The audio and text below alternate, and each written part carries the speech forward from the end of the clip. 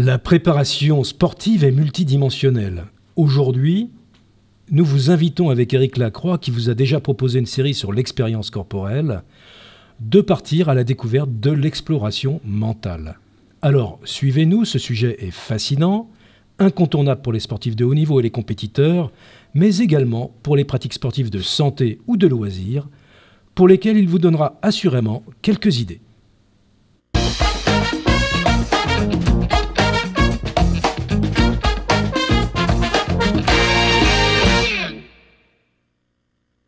Et nous sommes donc heureux de retrouver Éric Lacroix, qui est coach sportif, préparateur physique et mental, professeur et directeur du service des activités physiques et sportives de l'Université de La Réunion. Bonjour Éric Lacroix. Bonjour Christophe. Alors très heureux de vous retrouver. Après effectivement nous avoir proposé une série sur l'expérience corporelle, nous vous retrouverons, c'est la suite, pour l'exploration mentale. Alors vaste sujet, et peut-être pourriez-vous nous expliquer pourquoi vous avez choisi de poursuivre par cette thématique en particulier? C'était important effectivement de voir le côté, on va dire, biologique et puis corporel au départ, mais on a aussi quand même quelque chose qui va nous gouverner, qui va nous driver, entre guillemets, c'est notre cerveau. Et donc, au-delà du cerveau, c'est aussi toutes les connexions qui peuvent être faites avec lui. Et je pense que c'était très très important d'explorer ce monde-là, parce qu'en sport, on se rend compte de plus en plus que ce domaine est fondamental et important. Alors Éric Lacroix, on parle de mental, la définition n'est pas forcément évidente, mais vous venez de parler du cerveau, donc on voit qu'il y a des ponts de plus en plus importants qui sont établis avec les neurosciences, et vous aurez l'occasion d'en parler. Mais quelle définition pourrait-on donner, s'il y en a une, pour le mental ? On va le voir que c'est finalement très très complexe. Et cette question-là, justement, elle est très ouverte. Tout le monde va avoir une définition différente, en fait. Quand on va poser la question aux personnes qui vont se retrouver finalement dans une situation de stress, de difficulté, dans une pratique sportive, on va leur demander c'est quoi le mental. Et il y en a, ils vont dire c'est la volonté, il y en a vraiment la persévérance. Il y a énormément de définitions qui sortent de ce concept. Moi, je dirais qu'à un moment donné, on est obligé en tant que finalement sportif et notamment aussi préparateur mental d'apporter entre guillemets ce qu'on appelle un peu une boîte à outils, même si on n'est pas prescripteur finalement d'outils. C'est qu'à un moment donné, il va falloir donner des pistes de réflexion à la personne, des outils qui lui permettent finalement de réfléchir face à sa pratique. Qu'est-ce qu'il va mettre en place quand il va se retrouver dans une situation justement où finalement on dit le mental est un peu en berne, entre guillemets, c'est-à-dire qu'il y a de la démotivation, il y a pas mal de questionnements qui arrivent. On va le voir que finalement au niveau du cerveau, le cerveau consomme de l'énergie, il en produit aussi et qu'on va explorer un peu tout cela. Alors vous avez une longue expérience de l'accompagnement des sportifs et des sportifs de haut niveau, donc cette question de la préparation mentale, j'imagine, vous l'avez expérimentée, c'est-à-dire vous avez fait l'expérience aussi du niveau d'importance que peut représenter bien un travail sur ces aspects-là, au-delà de la condition physique. Ouais, c'est pour ça que fait, j'avais proposé une première slide aussi qui vient aussi par rapport aux propos qu'on évoquait, par rapport à c'est quoi le mental. C'est vous montrer aussi la complexité finalement dans la pratique sportive, notamment de l'être humain. Et vous voyez cette définition au niveau de l'être humain qui serait une sorte de symphonie de dimensions interconnectées. Et finalement, où chacune influence notre manière de vivre, de penser, de pratiquer une discipline sportive. Donc on vient en fait avec une sorte de singularité. Vous voyez, c'est-à-dire que le principe de singularité est très très important et le plus important aussi dans la préparation mentale. C'est-à-dire qu'on a face à nous quelqu'un qui finalement va avoir différents concepts, différentes manières de pratiquer. Et vous voyez bien avec ces thématiques autour de cette pratique, c'est-à-dire sur le physique, on l'a vu, le côté corporel, etc., même le côté social, on en a parlé, sur le mimétisme, par exemple, sur la rivalité mimétique, je vous rappelle l'émission sur la rivalité mimétique, ce versant émotionnel aussi, qu'on ira creuser un peu plus, je pense que c'est important, et décisionnel aussi. Là aussi, ces deux versants, vous voyez, émotionnel et décisionnel, que nous, dans l'exploration mentale, on va certainement aller décortiquer un petit peu plus, voir aussi ces versants qui sont fondamentaux, qui viennent équilibrer en fait la pratique.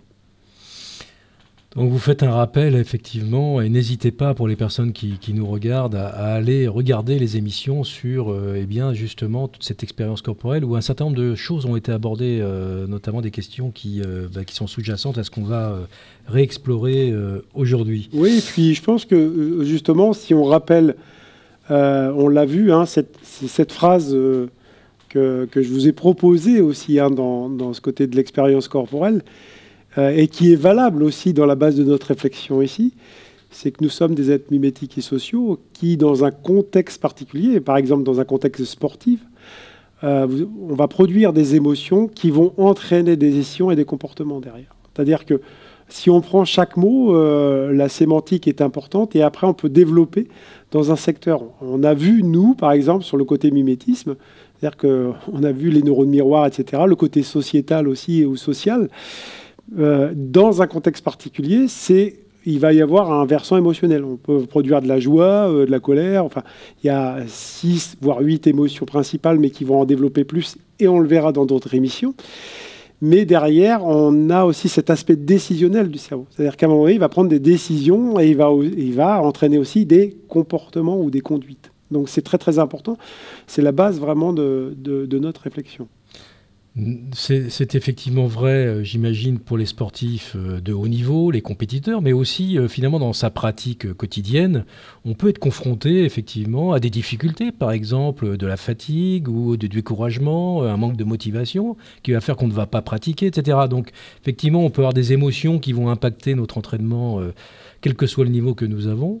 Et ça, ce sont des choses qu'on retrouve toujours, quoi. C'est vrai pour toutes les activités sportives.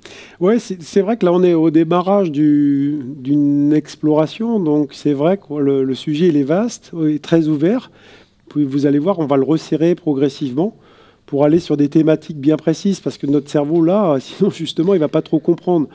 Parce qu'on a, à un moment donné, on va porter une attention, vous voyez, plutôt endogène ou exogène. Et l'attention qu'on va porter à un sujet particulier, elle est limitée. Elle est limitée aussi à notre conscience. On le reverra aussi. Et la conscience, elle est très limitée. Donc, vous voyez, c'est des sujets sur lesquels il faut être très, très vigilant parce qu'on va rentrer finalement dans des précisions qui sont liées finalement au fonctionnement du cerveau, comment il fonctionne, comment il réagit, etc. Parce que ça va être très, très important pour la suite. D'un point de vue émotionnel, d'un point de vue des comportements, d'un point de vue des décisions, etc. Et en sport, c'est fondamental. Ça peut être des fractions de secondes, comme des temps passés très très longs, mais dans la pratique sportive, et notamment quand on arrive à haut niveau, ce sont des choses fondamentales. Où on laisse beaucoup moins les choses, voilà, je veux dire, c'est pensé, c'est structuré, et les coachs sont là pour effectivement mettre la science finalement en pratique. Alors justement, on va commencer à rentrer un peu plus dans le sujet parce que vous allez nous parler et nous rappeler d'ailleurs, parce que vous avez déjà parlé du cerveau. Oui. Mais là, on va revenir sur cette question, puisqu'on a dit qu'on allait faire des liens avec les neurosciences. On va revenir sur cette question du cerveau. Oui, ce qui est important de signaler, c'est qu'on l'avait vu hein, dans nos premières causeries. Hein, on se rappelle sur le fait de bouger. L'essentiel, la causerie numéro 1, la causerie numéro 2, etc. était très très importante pour ça. Là, si on va explorer sur le côté du cerveau, c'est vraiment, on l'avait vu, l'évolution du cortex préfrontal. Parce qu'en fait, c'est lui qui nous a vraiment permis de prendre des décisions, qui nous permet de prendre des décisions, qui nous permet d'avoir ces fonctions exécutives notamment, parce qu'on a des routines finalement aussi au sein de nous, des choses qui se font de manière automatique, mais le cortex préfrontal, lui, il va permettre justement d'avoir ces décisions. Et vous voyez, on a quand même 86 milliards de neurones, c'est quand même pas rien, et 1 million de milliards de connexions, donc ce qui est énorme, vous voyez, par rapport à les possibilités. Donc c'est assez gigantesque. Et aussi, là, c'est effectivement des choses qui sont dites d'un point de vue scientifique même. Après, il faudrait pouvoir aussi aller plus loin là-dedans, mais environ 35 000 décisions par jour, on comprendrait. 35 000 décisions. Ouais, ce qui est énorme. Alors, vous voyez, le fait de bouger le doigt, de prendre la... Voilà, ce sont des décisions, en fait, qu'on prend, mais qui sont automatiques. Hein, qui ne sont pas forcément conscientes, parce qu'elles prendraient beaucoup d'énergie, mais elles sont automatiques. Donc, elles sont inconscientes, vous voyez, à 99,8%. C'est-à-dire on a beaucoup de décisions qui sont inconscientes. En fait, la grande majorité des décisions sont faites de façon inconsciente. Oui, alors on verra, mais ou alors c'est une autre forme de conscience, mais qui n'est pas conscientisée, si on peut dire. Exactement. On reviendra sur ce débat. Le sujet, il est très très important parce que Stanislas Dehaene, il y a plusieurs entrées sur la conscience, plusieurs définitions, mais il y a vraiment des conceptions vraiment intéressantes. Mais sur le versant de l'inconscient, finalement, on prend des décisions parce que ça devient des routines, un peu des biais, comme on en parlait. Il y a des biais cognitifs, des sortes d'heuristiques qui se mettent en place, et on en prend beaucoup. Et le problème, c'est que parfois, on creuse des sillons, et on le verra que dans la préparation mentale, souvent, il y a des sillons qui sont creusés, comme une sorte de piste de ski que vous allez prendre. Vous allez prendre toujours le même sillon, vous remontez la piste de ski, vous redescendez le sillon, vous le recreusez, vous reprenez toujours le même, en fait. Ce qui fait que vous créez ce qu'on appelle une sorte d'autoroute neuronale. Et l'autoroute neuronale, ça peut être aussi une autoroute émotionnelle. Bon, je vous donne un exemple. Si vous avez peur de quelque chose, par exemple, vous avez eu une sorte de petit trauma par rapport à une compétition parce qu'elle vous fait peur, vous allez créer une sorte de sillon d'autoroute neuronale et vous aurez toujours, en fait. Mais est-ce qu'on trouve des syndromes qui pourraient s'apparenter à des syndromes de type stress post-traumatique? Alors pas à l'échelle, évidemment, de quelqu'un qui a vécu comment dirais-je, des épreuves comme la guerre ou des gros traumatismes, mais dans l'épreuve sportive, malgré tout, un échec, par exemple, est-ce que ça crée des schémas de ce genre-là? Oui, on pourrait parler de micro-trauma. De micro-trauma, voilà. Oui. En fait, le trauma, c'est vraiment quelque chose de très violent et on l'avait évoqué. Si on vous dit, certains comprendront, si on vous dit la date du 11 septembre 2001, beaucoup de personnes savent où ils étaient ce jour-là. Ce jour-là et ce qu'ils faisaient. Voilà, donc ça veut dire qu'au bout du compte, le côté émotionnel, on le verra bien plus tard, mais a mis au niveau amygdale vraiment cette version finalement de trauma qui va amener une certaine pensée. Et au bout du compte, réitérer un petit peu la même chose. On est vraiment sur une autoroute neuronale et qui va aussi provoquer une émotion derrière. Donc, ce qui est très important de voir par rapport à ça, c'est qu'on a beaucoup de décisions qui sont des routines. Et donc, qui aussi sont beaucoup d'autoroutes aussi, vous voyez, neuronales. Et donc, il y a 0,2% de conscience, quelque part, dans ce côté d'espace neuronal au niveau du cerveau et au niveau du cortex préfrontal, où on va pouvoir avoir un petit peu des moments de décision un peu conscientes. Sauf que il y a eu des recherches scientifiques qui ont montré dans un IRMF, un IRM fonctionnel, que on arrivait à avoir la décision 11 secondes avant la personne dans un IRMF. C'est-à-dire que la connexion s'allumait avant que la personne prenne la décision. Donc, finalement, même les 0,2%, vous voyez qu'on ne les a pas tellement en main. On voit bien que c'est très complexe. En fait. Les connaissances aujourd'hui au niveau des neurosciences permettent quasiment de décrypter l'information qui est observée au niveau du cerveau. Il y a des choses absolument extraordinaires. Vous parlez de connectone, cerveau et connectone. Qu'est-ce que vous entendez par connectone en fait? C'est la façon de représenter les connexions. Oui, c'est ça. C'est Stanislas Dehaene qui parle justement dans l'IRM fonctionnel, dans l'imagerie fonctionnelle exactement. On voit en fait ces zones s'allumer, s'éclairer. En fait, on voit les réseaux de neurones justement, qui vont s'activer plus ou moins. Ce qui est difficile à dire, vraiment là, à l'étape de cette discussion, c'est que le muscle, vous voyez, vous arrivez à pouvoir avoir des mesures vraiment assez précises et finalement à le travailler, etc. Le cerveau, c'est beaucoup plus complexe. C'est beaucoup plus complexe. Bien sûr, parce qu'on est vraiment sur le côté des IRM fonctionnels qui fonctionnent bien. D'ailleurs, récemment, il y a une nouvelle... on a accéléré les Tesla, je crois, etc. On peut voir beaucoup mieux au niveau IRM fonctionnel. Donc, il va y avoir des avancées, mais quand même, ça reste quelque chose de l'impalpable. Vous voyez, en muscle, on peut palper. Le cerveau, c'est un petit peu plus compliqué. Alors Stanislas Dehaene que vous citez, qui est le grand neuroscientifique français, professeur au Collège de France, donc qui travaille sur ces sujets-là et qui travaille pour l'éducation nationale. Je crois qu'il préside, il me semble, le comité scientifique national de l'éducation nationale. Donc effectivement, on fait des liens entre la pédagogie, l'apprentissage et les neurosciences également. Et ça, vous le retrouvez dans le sport, vous en parlerez un petit peu plus loin. Sommes-nous des êtres réactifs ou prédictifs ? Ça correspond un peu, justement, le lien des deux émissions qu'on peut faire. Moi, je dirais que notre corps, c'est mon postulat, grosso modo, il est réactif. C'est-à-dire qu'il va réagir, en fait, finalement, à ce que va lui mettre comme dose. On a parlé de principe de loi de l'hormèse, etc. C'est-à-dire on va faire du sport, il va réagir. Donc, il va s'adapter ou pas, en fait, au bout du compte. Par contre, le cerveau, lui, je pense qu'il est plus prédictif. Il est prédictif, c'est-à-dire on est finalement amené à être prédictif parce qu'on doit survivre. Rappelez-vous, on doit être dans la survie. Donc pour survivre, il faut être prédictif, il faut anticiper en fait les choses. Et je pense que c'est là où c'est important, que le côté mental est important. C'est-à-dire que on va parler, vous allez voir, d'anxiété, de performance, de pas mal de choses. Et souvent les peurs, etc. C'est des choses qui sont prédictives en fait. C'est-à-dire que souvent on se met des peurs, des choses, de l'anxiété, de l'angoisse, etc., sans que l'événement soit passé. Donc on est bien là, on va prédire quelque chose qui n'est pas encore présent. Mais on le verra aussi que le prédictif, il est basé aussi beaucoup sur le désir. Donc, et c'est quelque chose qu'on verra dans les discussions qu'on aura justement dans ces émissions. Alors par rapport à cette question, justement, un être humain qui réagit dans l'activité sportive, par exemple, qui va être réactif par rapport à une sollicitation, un stimuli, est-ce qu'on peut prévoir le type de réaction qu'il va avoir? C'est finalement la question qu'on peut se poser. Ça, c'est une question aussi qu'on verra, parce que c'est vrai que on va le voir justement, je l'ai présenté dans la slide suivante et dans les slides qui vont suivre aussi derrière, c'est qu'il y a un principe de neuroplasticité. C'est ça qui est... Ça c'est une révolution. C'est le pont avec l'apprentissage aussi. Oui, et c'est une révolution. Ça a quand même pas mal d'années, mais c'est quand même une révolution assez récente.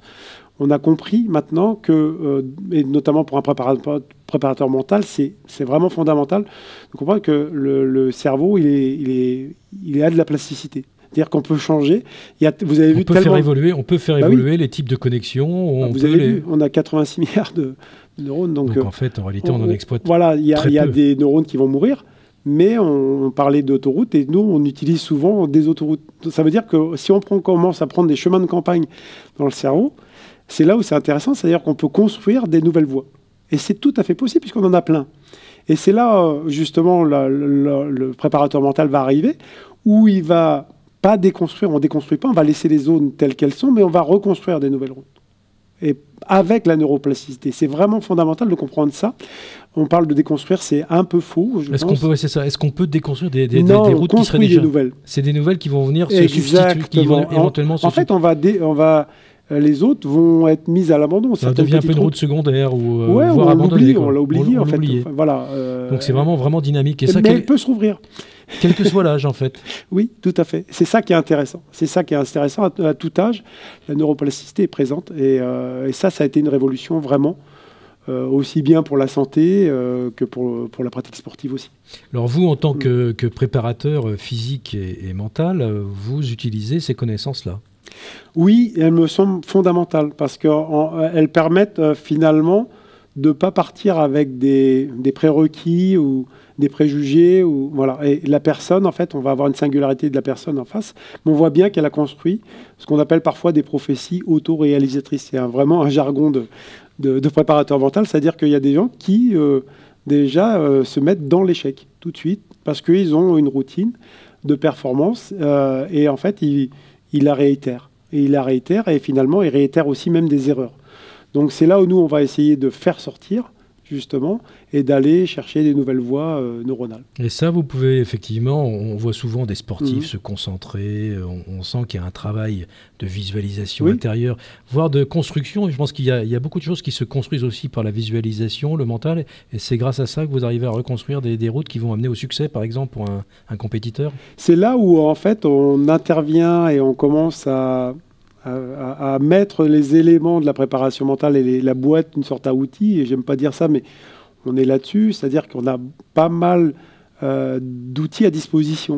Vous parliez de la visualisation, il y a le langage intérieur, il y a énormément de choses, en fait, on le verra. Beaucoup d'outils. Oui, on verra, c'est très très riche. L'intelligence émotionnelle, dont on parlera dans une discussion. Mais ce qui va être très important, c'est pas d'avoir une prescription face à la personne, c'est déjà d'avoir une grande capacité d'écoute, d'empathie, etc. avec les personnes pour voir quel est son parcours, en fait, et là où elle bute, finalement, d'un point de vue neuronal, d'un point de vue des décisions, d'un point de vue du comportement et d'un point de vue de la conduite. Donc, et c'est là aussi qu'il y a un contexte sur lequel il faut partir et qui puisse un point de démarrage. Alors justement, vous avez et vous précisez qu'il faut avoir une approche holistique. Oui. Pour justement pouvoir agir à plusieurs niveaux simultanément. Est-ce que vous pourriez préciser cette notion ? En fait, on ne peut pas partir à un moment donné avec une vision et dire on va prescrire, ça y est, automatiquement de l'hypnose avec la personne, on va prescrire automatiquement telle méthode. Allez, oui, alors maintenant tu vas avoir des pensées parades au lieu des pensées parasites. Voilà, ça c'est des méthodologies qu'on peut avoir dans le sport. Non, à un moment donné, il faut revenir et dévisser un peu tout pour après revisser correctement. Vous voyez, s'il faut mettre un peu de graisse ou machin, ou revisser. Mais dévisser tout ça, ça veut dire qu'à un moment donné, il faut comprendre le fonctionnement de la personne. Ça veut dire qu'il faut avoir une vision un petit peu plus large, un petit peu plus globale de la préparation mentale. Et l'approche holistique, comme je le mentionne ici dans cette diapo, c'est vraiment de considérer le sportif dans sa globalité. On a parlé des aspects physiques, mentaux, émotionnels, environnementaux, etc.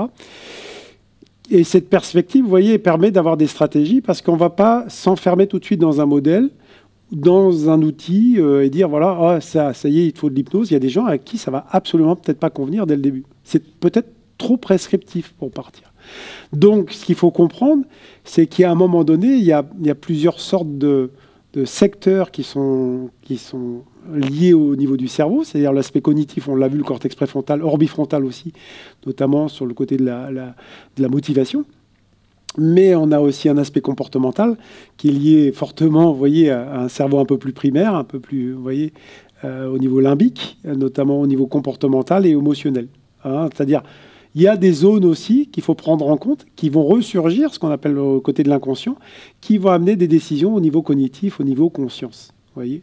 Donc ça, tout ça, il faut le prendre en compte. Et c'est la version holistique qu'on va faire des allers-retours en permanence. Peut-être qu'on va aller voir l'émotionnel à un moment donné, le côté comportemental, mais que peut-être la prise de décision, questionner la personne sur pourquoi il a eu tel ou tel comportement, telle conduite, et puis le questionner. Vous voyez ? Donc ça reste très holistique et très global. Alors, vous précisez, parler d'aspects physiques, mentaux, émotionnels, environnementaux. Donc, on comprend bien le physique, le mental, l'émotionnel. Entre le physique, entre le mental et l'émotionnel, finalement, est-ce que ce sont des choses qu'on peut relier ? Parce que là, on est vraiment dans quelque chose qui est complètement non matériel, si on peut dire. C'est de l'ordre du ressenti, même la pensée. Comment est-ce qu'on... C'est intéressant ce que vous dites parce que ça revient à la question de base en fait de cette discussion, de cette causerie, c'est quoi le mental ? C'est quoi le mental ? Et c'est vrai que moi j'essaye de quand même de pouvoir raisonner, de mettre en place des hypothèses pour quand même, il faut à un moment donné ranger son cerveau comme on range son bureau. C'est-à-dire, et en prépa mentale, c'est important aussi de pouvoir, moi par exemple, on le reverra, mais j'ai des prises de notes, vous voyez, Evernote, après je vais sur Obsidian, et j'essaye d'avoir une vision un petit peu atomique, c'est-à-dire des concepts, pour, c'est tel concept peut-être qui va être adapté en fait à la personne. C'est peut-être à un moment donné son émotionnel, mais qui est fortement aussi relié à sa prise de décision d'un point de vue cognitif, c'est-à-dire dans ses motricités, au niveau de sa motricité et ses fonctions exécutives. Voyez, c'est là où, justement, il faut naviguer entre ces secteurs-là.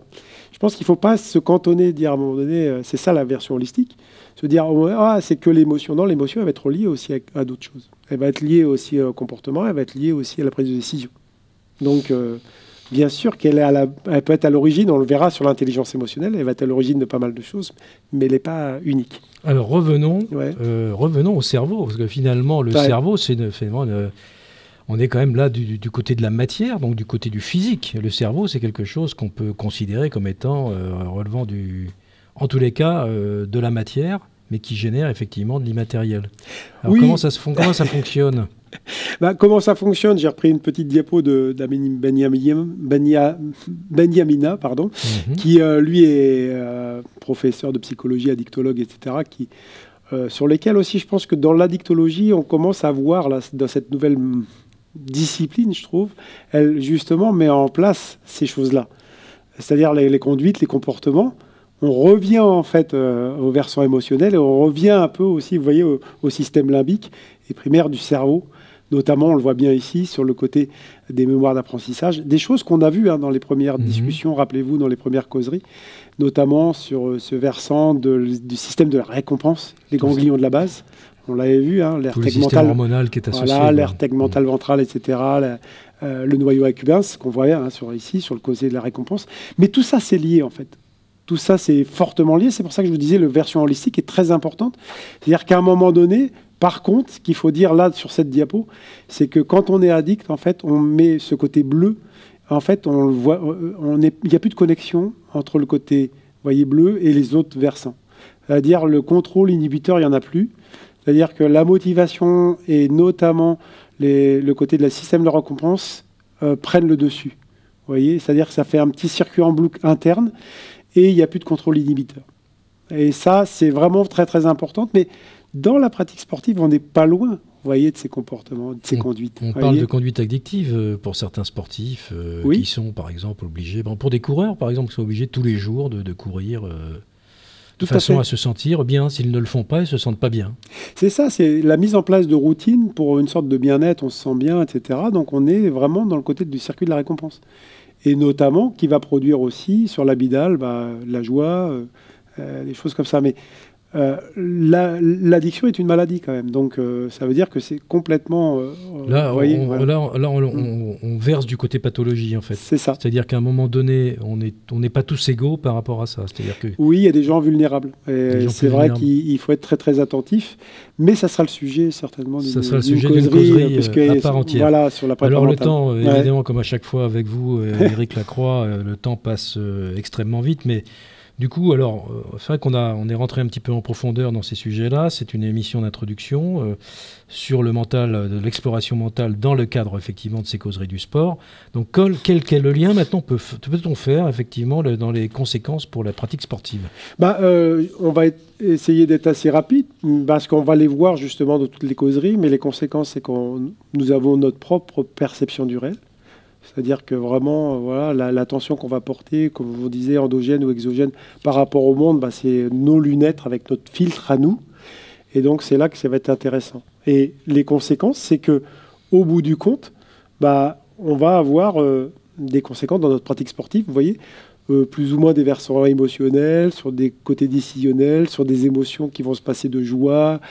Voilà. Tout est justement relié au contexte dans lequel on va être et finalement aussi de la singularité de la personne. Et tout ça pour aller après justement de bien voir ces versants-là, qui aura aussi une importance dans le côté de la préparation mentale en sport et des causeries qu'on va engager, nous, justement, à venir. Vous voyez, il y a énormément de points clés de démarrage et j'en ai mis que quelques-uns. Alors, c'est étonnant parce qu'on retrouve aussi là, finalement, on peut faire des liens, toutes les disciplines, à un moment donné, se rapprochent. Mais notamment en management, on retrouve beaucoup de ces questions-là par rapport à la motivation, à la résilience par rapport aux difficultés, la gestion du stress et l'anxiété. Ce sont des choses qu'on retrouve dans tous les domaines. C'est-à-dire que si on le pratique dans une discipline sportive, ça peut avoir des incidences aussi dans d'autres domaines de la vie de chacun. En fait, quand on disait c'est quoi le mental, c'est valable pour des sportifs, mais pour tout le monde. C'est valable pour tout le monde. Exactement, et notamment dès l'instant où on commence aussi à faire de la performance ou dès l'instant où on commence à rentrer dans un schéma finalement où on se met... quelque chose comme de s'améliorer, vous voyez, de tendre vers une performance, d'optimiser son potentiel, quel qu'il soit, eh bien, on va automatiquement se retrouver dans ces thématiques-là. Alors, vous êtes un spécialiste des sports d'endurance, du trail notamment, de l'ultra-trail. Vous préparez des sportifs... des bons sportifs, et voire des sportifs de très haut niveau. Et donc là, vous avez effectivement, et forcément, tout ça est documenté par la science. Et donc, vous avez des propositions, effectivement. Oui. Vous avez identifié des facteurs psychologiques dans les sports d'endurance. Oui, j'en ai mis quelques-uns, notamment des ressources scientifiques assez récentes, vous voyez, qui datent quand même entre 2019 et 2021, on va dire grosso modo, pour mettre les plus récentes. Mais vous voyez, ce qui était intéressant là-dedans, c'est vraiment tous toutes les thématiques maintenant de recherche qui se font, notamment dans les facteurs psychologiques dans les sports d'endurance. Vous voyez que ça a vraiment évolué, ce schéma-là de la préparation mentale. On est vraiment aux prémices aussi d'ouverture sur toutes ces thématiques. Quand on parle de force mentale, de résilience, de passion. Vous voyez, il y a énormément de travaux qui se mettent en place et c'est une bonne chose parce que ça permet d'ouvrir aussi le débat et pas dire qu'à un moment donné, le mental, c'est ça. Et que c'est la persévérance ou la volonté, comme on peut entendre, ou j'ai un mental de fer. Il faut sortir de ça. Oui, il faut se dire que c'est une science en réalité et que le rôle des préparateurs physiques, c'est justement de mobiliser ces connaissances scientifiques pour accompagner les sportifs. Alors pour certains vers la performance, pour d'autres vers le bien-être, mais dans tous les cas pour les accompagner. Alors vous avez, je crois, comme à votre habitude, vous aimez bien nous présenter quelques ouvrages. Oui, alors le petit ouvrage d'Albert Moubeker sur Votre cerveau vous joue des tours, je trouve que c'est un petit ouvrage facile à lire qui vous permet d'avoir une notion un petit peu justement différente de nos perceptions, qu'on peut se tromper souvent. Oui, surtout la façon dont il est écrit, effectivement. Exactement. Tout de suite, ça choque. Mais... si vous allez plus loin dans le côté de l'inhibition, notamment Olivier Houdet, qui travaille, lui, sur vraiment le système 3. On avait vu système 1, système 2 avec Kahneman, mais lui, il travaille vraiment sur le système 3, c'est-à-dire le système d'inhibition, comment résonne notre cerveau. Il y a toute une logique aussi, comment il fonctionne, et c'est vraiment, vraiment passionnant. Très bien. Et puis enfin, un peu plus facile à lire aussi et intéressant, Une journée dans le cerveau d'Anna, c'est-à-dire vraiment Sylvie Chaucronte, qui est vraiment une neuroscientifique connue, réputée, qui va voir finalement la journée d'une jeune citadine active avec elle, comment ça se passe un peu dans son cerveau. Sylvie Chaucronte, neuropsychologue. Voilà. Merci beaucoup Éric Lacroix pour ces conseils de lecture. J'espère qu'ils inspireront les personnes qui nous regardent. Nous allons clore cette réunion. Merci, c'était passionnant et nous aurons l'occasion de nous retrouver prochainement pour une deuxième émission concernant l'exploration mentale où nous aborderons les questions de résilience mentale et de coping. À très bientôt Éric Lacroix. À bientôt. Au revoir. Au revoir.